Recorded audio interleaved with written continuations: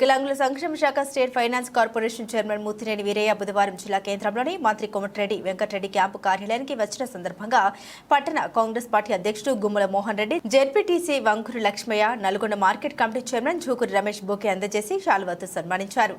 ఈ కార్యక్రమంలో కాంగ్రెస్ పార్టీ నాయకులు జూలకంటి సైదిరెడ్డి, పట్టణ యువజన కాంగ్రెస్ పార్టీ అధ్యక్షుడు గాలి నాగరాజు, మామిడి కార్తిక్, నంద్యాల వీరబ్రహ్మానందరెడ్డి, పాదం అనిల్ తదితరులు పాల్గొన్నారు. జిల్లాలో ఉన్న దివ్యాంగ మిత్రులందరికీ కూడా మేము విజ్ఞప్తి చేస్తున్నాం. తీర్మానం మల్లన్నకి సంపూర్ణ మద్దతు ప్రకటిస్తున్నాం. అందరూ కూడా మొదటి ప్రాధాన్యత ఓటుని కాంగ్రెస్ పార్టీ అభ్యర్థి తీర్మానం మల్లన్నకి వేసి అత్యధిక మెజారిటీతో గెలిపించాలని కోరుతున్నాం. జై వికలాంగ్, జై వికలాంగ్, వికలాంగుల ఐక్యత, వికలాంగుల ఐక్యత, వికలాంగుల ఐక్యత. జై కాంగ్రెస్, జై కాంగ్రెస్. ముఖ్య కార్యకర్తల సమావేశం జరిగింది. ఈ సమావేశానికి చేసిన ప్రతి ఒక్కరు కూడా పేరు పేరున ధన్యవాదాలు. ఉమ్మడి నల్గొండ జిల్లాలో ఉన్న వికలాంగ పట్టభద్రుల మద్దతు కాంగ్రెస్ పార్టీకే, తీర్మానం మల్లన్నకి. ఉమ్మడి నల్గొండ జిల్లాలో ఉన్న పెరికకుల పట్టభద్రుల ఓట్లు కూడా కాంగ్రెస్ పార్టీకి సంపూర్ణ మద్దతు తెలపాలని కోరుతున్నాం. ఇవాళ కాంగ్రెస్ పార్టీ వికలాంగుల కోసం ఒక సంక్షేమ శాఖని ఏర్పరిచింది, ఒక కార్పొరేషన్ ఏర్పరిచింది, అనేక చట్టాలు చేసింది, అనేక జీవోలు తెచ్చింది. జిల్లాకు హోమ్ హాస్టల్ని నిరుద్యోగ విద్యార్థుల కోసము ఏర్పాటు చేసింది.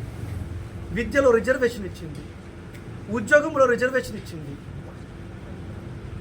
కాంగ్రెస్ గవర్నమెంట్ ఉన్న ప్రతిసారి వికలాంగుల కోసం ప్రత్యేకంగా బ్యాక్లాగ్ ఉద్యోగాలు నింపిన చరిత్ర కాంగ్రెస్ పార్టీ.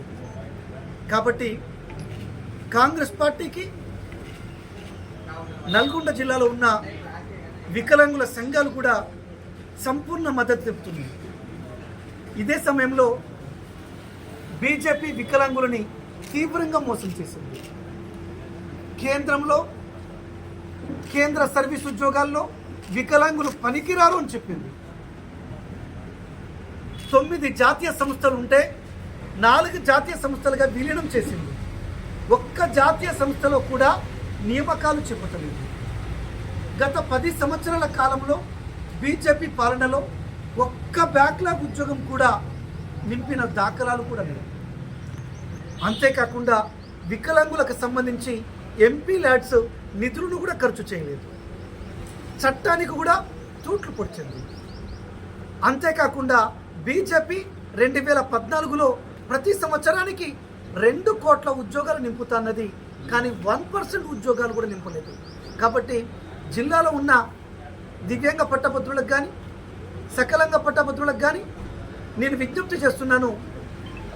వేల మందికి విద్యను అందించిన వ్యక్తిగా, కాంగ్రెస్ పార్టీ రాష్ట్ర వికలాంగుల విభాగం చైర్మన్గా అందరికీ కూడా అభ్యర్థిస్తున్నాను.